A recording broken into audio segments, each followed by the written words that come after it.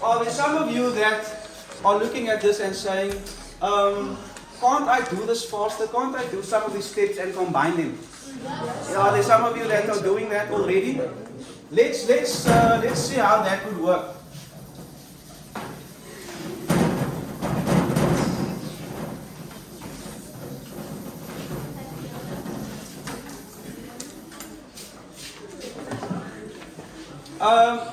Let's quickly look at 2.2 again and see if we can shorten this process by combining some steps. So I'm going to look at 3x minus 5 is equal to x plus 7.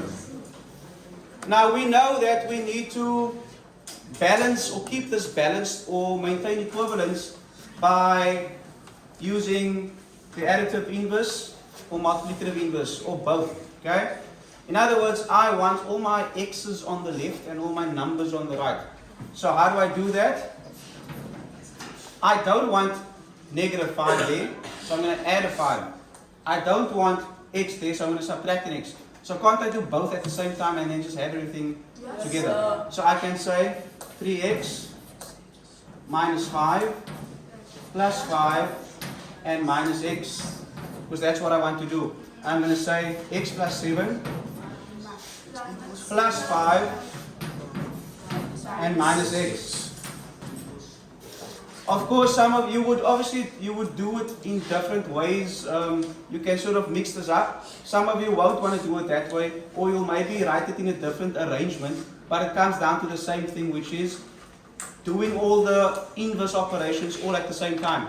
So I'm going to have, if I simplify this, I have negative 5 and 5, which gives me 0, and 3x minus x, which gives me 2x. I've got x and negative x, which gives me 0, and 7 plus 5, which gives me 12. And now I can divide both sides by 2. So, Yes? now, when we start the answer to 2x and 12, then can't we just immediately divide it and then put the answer? Isn't that what we're doing now? How is it divided it over? I'm asking to divide that or Okay, I know what you mean. I'm going to answer you now. So that is 2 into 2, which is 1. So I have x equal to 6. Now, and that's exactly what I was trying to mention here now. I am showing you or demonstrating how this process works and also trying to demonstrate how to shorten it or one way of shortening it. There's a couple of ways of how to approach this that is fitting to you or that you would prefer. Like at this point here, instead of saying 2x equal to 12 and then saying the next step, now I'm going to say 2x over 2. Some people like to somehow put the division sign there. In other words, when I get to the step and I say 2x equals 12, then they somehow do that. And then I have x equal to 6. That's okay.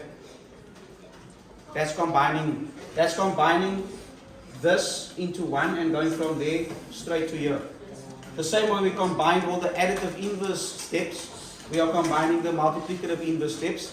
There's nothing wrong with it because you are still showing me exactly what you are doing and how you got from 2x equals 12 to x equals 6.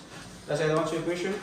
So please, I am, by illustrating this, I'm not saying that you must follow what I am doing or how I'm doing it, but this is just a guide to show you the process.